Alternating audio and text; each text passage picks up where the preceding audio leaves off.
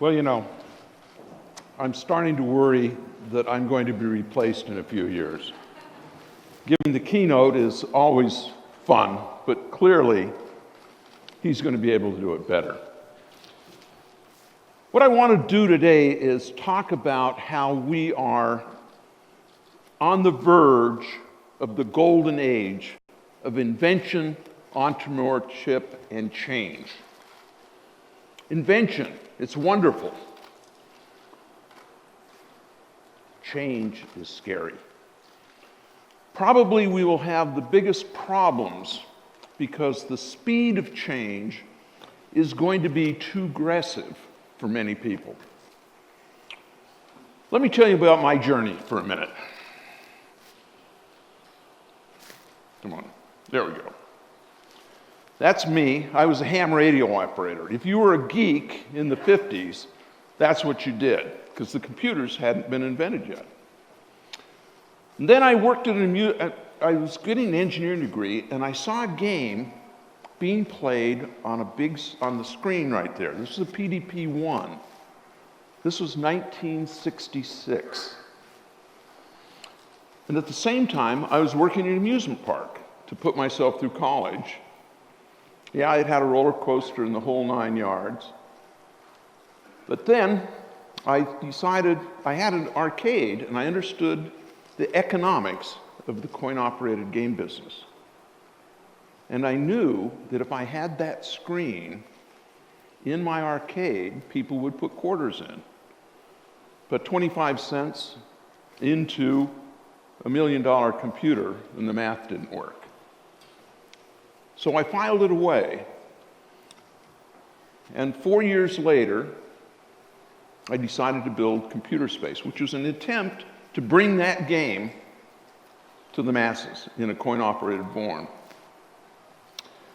This game was okay, but it wasn't huge. It was too complex for most people. All my friends loved it. All my friends were engineers. So I decided something for the masses was necessary. And so I came up with this game, and the video game business took off. Now, think about change. People would ask me, how does the TV station know that I turned the knob? Because they'd never seen anything on their TV screen that wasn't produced at a TV station. That was how much the change happened. But it was for entertainment, so it wasn't scary. Then I did a thing called Chuck E. Cheese, which was a restaurant that used games and a lot of fun for kids. And then I did a automobile navigation system. This was 1979, 1980. We mapped the world, and it's the basis of Google Maps and all that, our database. And then I did a robot. Now, it wasn't as good as this one, and this was my lab. I cleaned it up for this picture, but it was one of those fun things that it ran around and did little tasks, but it was not successful. It was a little too much, too fast, and the technology was not good enough. About this time, I hired a guy named Steve Jobs. And Steve was a very passionate employee, but he didn't get along with others very well. And so I put him on the night shift, and he brought Wozniak in. And so it was like hiring two Steves for the price of one. And those two became later famous and did Breakout for me, which was a very, very successful game. This was done by... He then offered me 1/3 of Apple Computer for $50,000, and I turned him down. Subsequently, I've regretted that decision. I think that it would have been a smart thing to do, but so be it. We have a big bunch of changes. We can go down one of two roads. We can reject technology or slow it down, because you can't really stop it, or we can embrace it. Creative destruction is real.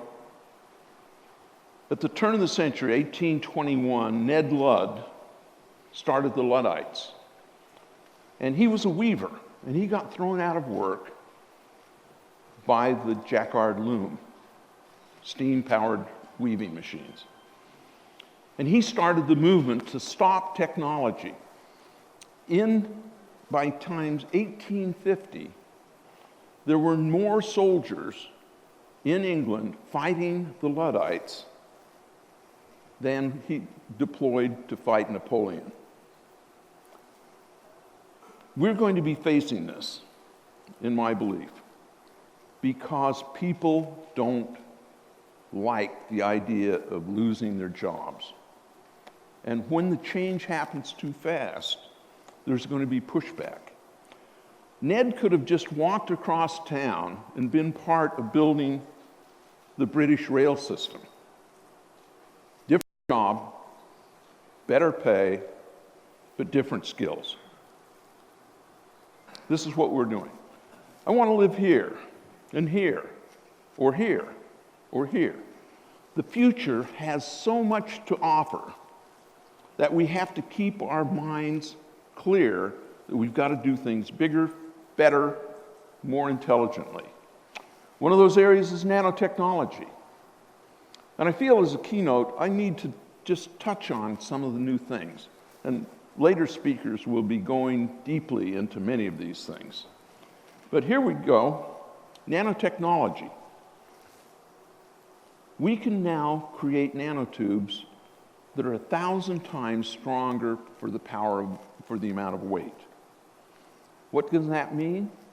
That means that we can do micro machines, we can do all kinds of wonderful things on the molecular scale that will change the way we deliver health, the way we deliver drugs, and we'll be able to create the space elevator.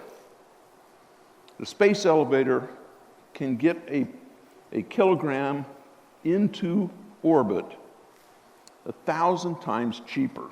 Some people think 10,000 cheaper. So all of a sudden, space exploration becomes probable. Quantum computing, DNA computing, doing things using the biome in new and fascinating ways. Today, it feels to me like DNA is, in fact, equivalent to where the transistor was in the 60s. So we've got a lot of technology. Wetware will be wonderful. The Internet of Things, IoT. We will have so many things connected into our lives that the Internet and our human beings will become inseparable.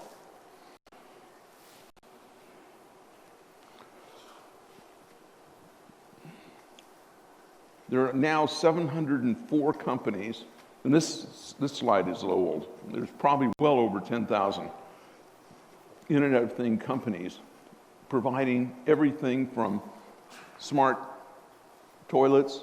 And I say, what's that about? Well, you get up one morning and all of a sudden it tells you that you've got cancer, or it tells you that you're pregnant.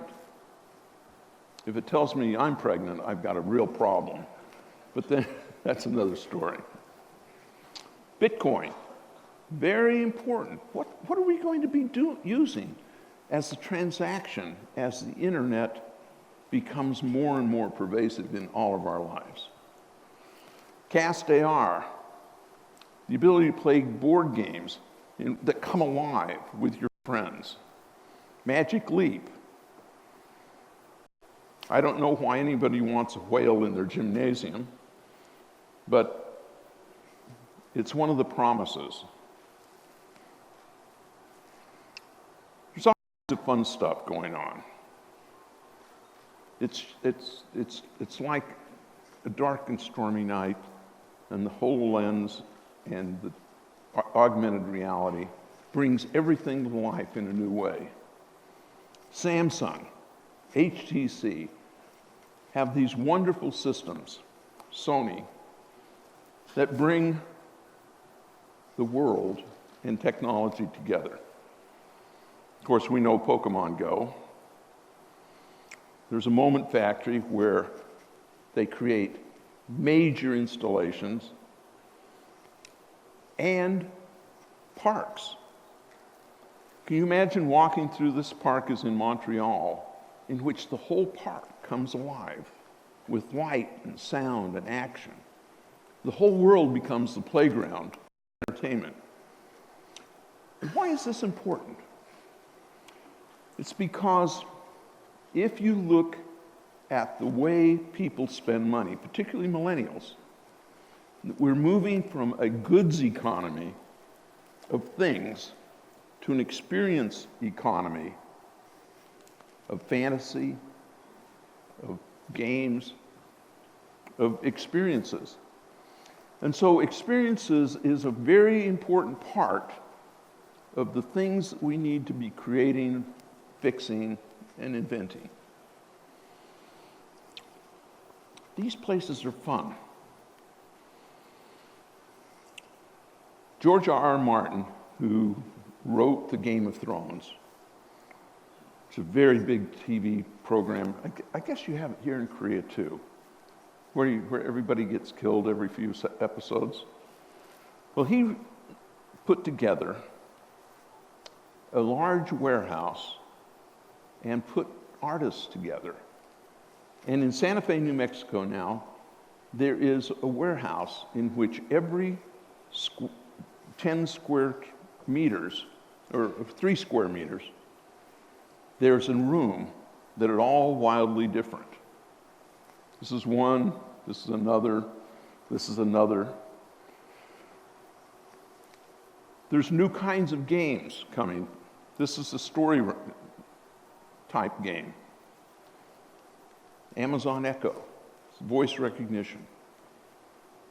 I live every day with Echo. I wake up in the morning and I say, Echo, or Alexa, that's the key word. What are my schedules for today? What's the weather in Korea? When does my plane leave?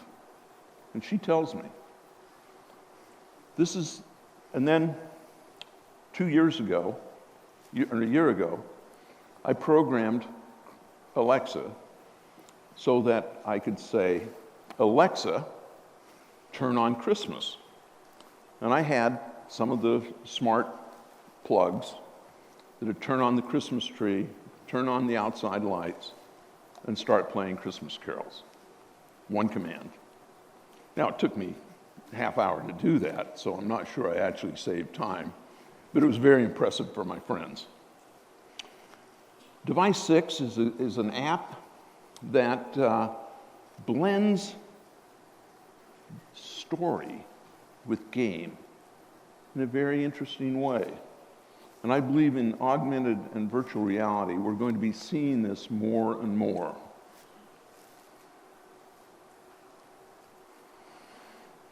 PlayStation VR, Oculus, Modal VR, this is actually my company. And we're building a system in which we can put 10 people in the same construct, track them over a football field, and set up and tear down in 15 minutes. And we're aiming it towards police training, military training, industrial walkthrough, amusement park creation, and we're basically on the commercial side. And this is our sort of signature game. It's Mythic Combat. I'm standing on top of a high rise. My opponent is standing on the top of another building, and I'm throwing plasma balls at him, and he's throwing lightning bolts at me. It's really fun and one hell of a workout.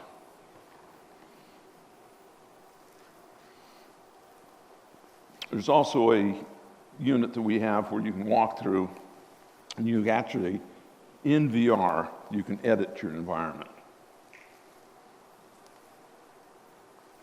We think that VR is going to be important for education, because education, our brains were built in the 35 million years ago when we were on the savannah, where everything that we did had a geopositioning to it.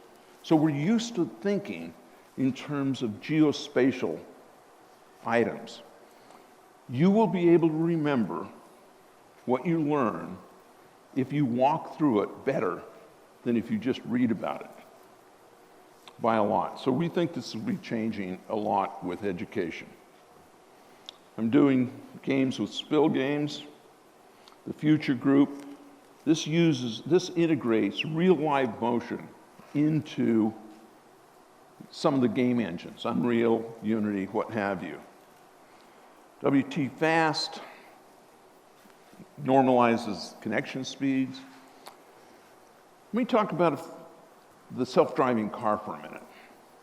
The self-driving car is going to kill, in the United States alone, about 16 million jobs. But it's more important than world peace, because even in war, we don't kill as many people as we do on the roads. So there are all kinds of things. These are the jobs that are going to be eliminated. But what are the jobs that are going to be created? I'll talk about those in a few minutes. Of course, there's robots everywhere. Drops the cost of manufactured goods.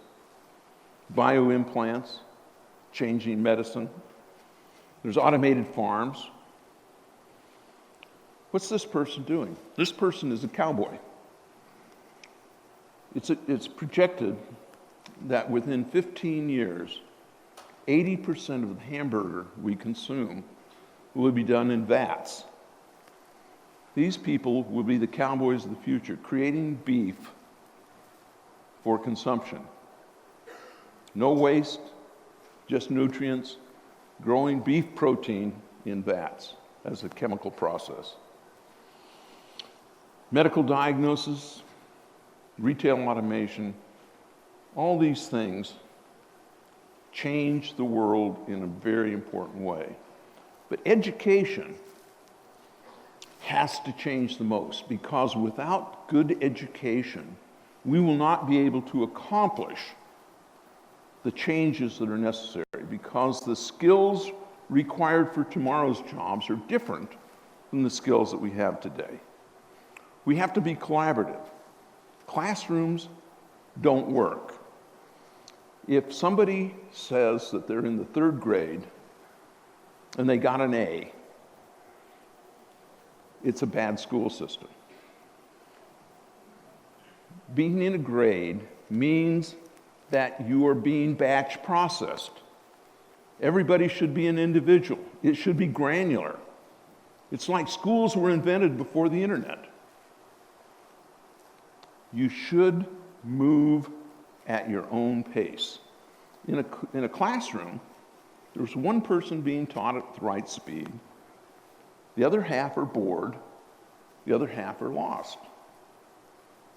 We have to change our school systems, and we need to change them soon. Not this way. This is what they envisioned the school system being in the future. I want to point out that we've seen major disruptions in the workflow before. In 1930, being a telephone operator was a significant career path. Today, with the number of telephone calls and texts that are being created, it would require more telephone operators than people existing on the earth. Clearly that wouldn't work. And if they were all telephone operators, there wouldn't be as many telephone calls, so there's going to be an equilibrium somewhere. But think of the massive disruption that happened just with a simple dial telephone. Understand that we're also translating from atoms to bits. Now, what do I mean by that? You can generally wholesale out of China, buy a pair of jeans for $6 wholesale. But by the time I buy a pair of jeans, I'm probably spending $60. When my wife buys jeans, she generally does $200. So what's the difference? The difference between that $6 and the $200, that's all bits. It's design, it's fabrication, it's creation, it's marketing, it's brand creation. Bits are more and more important. Atoms, less and less important. Again, experiences. These are the fun things. What are the new jobs in the future? We're going to need to garden all our streets. Say, garden your streets? What do you mean? All transportation will be underground. The self-driving car doesn't need to see where it's going. And therefore, it can become small, and it would be very easy to just dig down maybe a little bit, berm it over. We, because we're used to it, we don't realize how ugly cars are. We don't realize how noisy and how much disruption. Think of going to work, walking through a park. When you want to get a car, you just go down a pair of stairways and it'll pick you up. I believe that we will have an ability to garden all our streets, even in the neighborhoods. I know for myself that I would pay just a little extra to not have the noise and clutter of automobiles. Also, stop to think about a taxi system that can insert a container or get rid of a container. If the taxi is turning left and the tag on the container says it's going right, it deposits it at a corner and then waits for a car that's going right. It becomes a packet switch network for goods. Those kinds of things change the way the world of economy works. It becomes vanishingly cheap to ship a product because most of the cost is in the last mile. This is the world I want to live in. I don't want to see cars.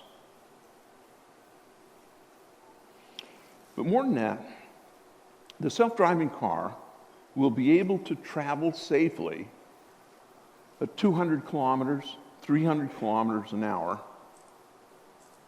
And once it's underground, the speed doesn't cause noise. But more than that, nose to tail, all traffic jams go away. The self-driving car increases the capacity of every lane of traffic by 10. So think if you have a 5-lane freeway, it's all of a sudden turned into a 50-lane freeway. Because you can go nose to tail at speed, and it drops the energy cost because each car is drafting the car behind it. To garden our streets, probably 9 million new jobs for 20 years, maybe more. That's just in the United States. Of course, we have the Hyperloop technology. It's going to be really important. I personally live in Los Angeles. I want to be able to go to San Francisco for lunch. This will be possible within the next 15 years. In certain places, 10. I think there's a Hyperloop being installed in Dubai as we speak. 10 million new jobs. I think aquaculture is going to be important. and island living. You ever stop to think about how wonderful it would be to have these large islands that you could live on, particularly in retirement? All of a sudden you create a whole bunch of ocean living. It goes a little north when it's winter, when it's summer, travels a little south when it's winter. All of a sudden we have a much bigger world. Most of the ocean is uninhabited. Why be so clustered here in our major cities? Let's get bigger. Let's get expansive. Let's build all these new things.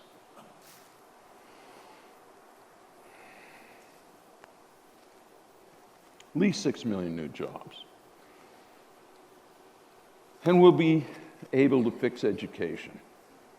Right now, we should have every student hooked up with a laptop, with a personal tutor that they can access at will over the net, and they should learn projects.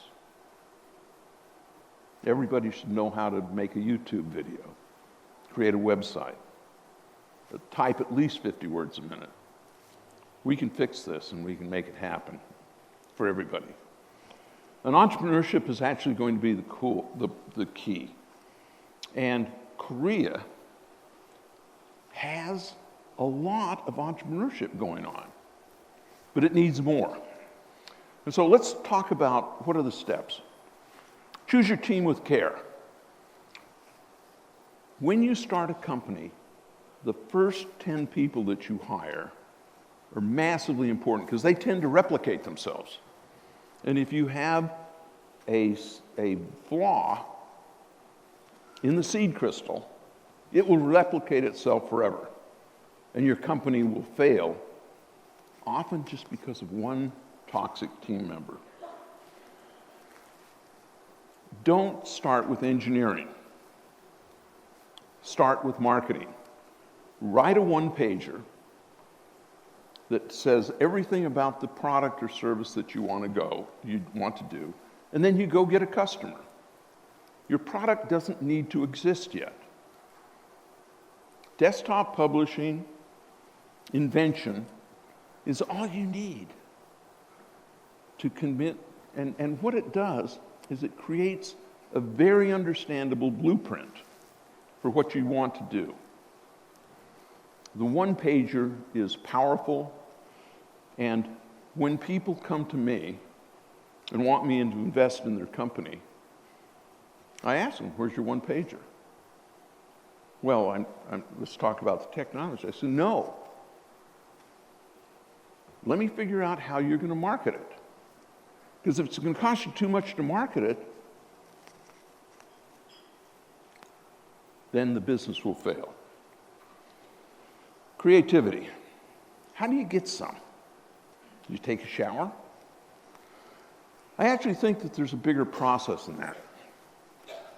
Listen to yourself and ask yourself, what irritates me? What do I not like? For me, I hate to stand in line. So whenever I find myself standing in a line, I say, that's a business opportunity. How do I get rid of this line? But more than that, I think everybody, particularly if you're young, you should go to weird trade shows. For many years, I went to every trade show. Whenever I'd go to Las Vegas, there were about 7 trade shows going on. I'd go to every one of them. I actually had a couple of business cards printed up that said that I was a member of the press, so I could get in for free. But even though they were not in my field, you learn something. And a lot of times you can create businesses by creating links between what is known and best practices in one industry that this industry hasn't figured out. Trade shows are probably the most important thing a young person can do. And I tell people, how many trade shows have you gone in a year? If you're a college graduate, and you haven't gone to at least 10 in a year, you're not serious about being an entrepreneur. This is really fun stuff. Crazy things happen at trade shows that only happen there because they're a snapshot of an industry. Efficiency, efficiency, efficiency. You also need a skill. I don't know which skill it is, but you need to be one of them. You either need to have some marketing skills, some technical skills, some financial skills, or management skills. Generally, good entrepreneurs who have a success have been an entrepreneur before. Step a team, find a project, start locally. A lot of people say, I'm going to build a product that everybody would want. It's the wrong thing to do.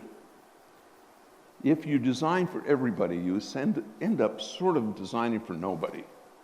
What you want to do is have a very targeted, small market that you can access easily. That's how you can get started. Remember, Facebook started just by focusing on Harvard. And they got it right. And then they went to Yale. So it started out as a college thing. It turned out to be brilliant. It wasn't the first social media. There was Friendster and I forget the name of the other one. But what it did, he entered the marketplace at the right time, at the right way, by not trying to go too big too fast. But you have to move quickly. You gotta move quickly. And don't have the paralysis. There's this thing called the paralysis of perfection. You can always find problems with your own invention. And if you continue to put off getting into the market, you miss the feedback, the churn, the give and take that is really important. Refine and improve. My dad said, when you make a sale, it's not your mouth that is important, it's your ears. Listen, refine, fix. Plan for your exit. Now, if you want to raise venture capital, the number one thing they're thinking about is how do I get my money out?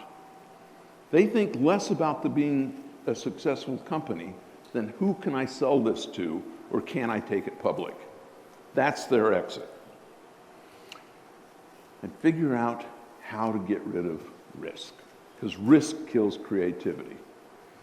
Whenever you can drop the risk profile, you increase the creativity. Weird trade shows, embrace the crazy, mash together two industries, edit, and do it now. I want to live here. I want to live here. I want to make the world a better place, and I want to live there. So I want you all to really hurry up and invent this future, because I want to live there. The empires of the mind, the future, are the empires of the mind. Winston Churchill. The future is ours to create. Thank you very much. Thank you very much, Mr. Bushnell. 네, 여러분 수고해 주신 부시넬께 다시 한번 뜨거운 박수 부탁드립니다.